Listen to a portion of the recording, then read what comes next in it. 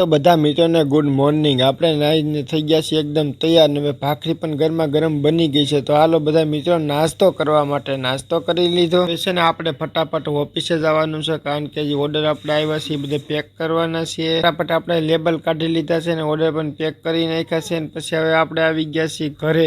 મેં ઘરે જોયું કે બીજા બધા કરે છે હું અંદર શિવાની છે ને ઘોડિયામાં હુઈ ગઈ હતી ને શિવાંગી જોયું ને તો એ પણ હુતી હતી, એટલે બે બેનું છે ને સુઈ ગઈ હતી ને સોનલ છે ને ઘરે કામ શિવાંગી અને શિવાનીને બેને ખવડાવવાનું હતું। તો સોનલ છે ને શિવાનીને ખવડાવે છે ને હું છે ને શિવાંગીને પકડીને રાખી છે। મેં કીધું તું આને જમાય તો આને હાથ પકડી રાખું, નકર બધું કાઢી નાખી। બેનુએ તો જમી લીધું છે પણ હવે મારે જમવાનું બાકી હતું। સોનલને કીધું હવે આપણે હાટું તો બનાય જમવાનું, તો ગરમા ગરમ રીંગણા બટેકાનું શાક બનાવી નાખ્યું છે, રોટલી બનાવી નાખીને ઠંડી ઠંડી છાશ છે। તો હાલો બધા મિત્રો જમવા માટે ભાગી ગયા છે તન ને સોનલ કે મારે કઈક ખાવું છે, પછી એને ચણા છે ને ઓલા શેકી નાખ્યા, એટલે કડકડિયા મજા આવે ને ખાવાના। કોને કોને ભાવે છે ખાસ કરીને કમેન્ટમાં કહેજો। અને જશે ને શિવાની ને શિવાંગી ઉપર બે બેન ઉપર નજર પડી કે મેં આ બે કરે છે હું જોયું તા સેટી ઉપર બે બેનું બાતી હતી। સોનલને ઘરે ટાઈમ જાતો નતો કે મારે ડીશ ફિટ કરવી છે, તો મેં ડીશ વાળાને કીધું કે તમે અમારી ઘરે આવીને આ ડીશ ફિટિંગ કરી જાવ એટલે અમારી ટીવી ચાલુ થઈ જાય। હવે ડીશ ફિટ થઈ ગઈ છે ને સોનલની સિરિયલ પણ હવે આવશે આમાં છે। સાંજને સોનલને કીધું સાંજે જમવા ન બનાવતા દાળ ઢોકળી બનાવી નાખી હતી, તારો મસ્ત સરસ મજાની બની ગઈ છે ને તમે બધા છે ને ફોલો કરતા જાજો।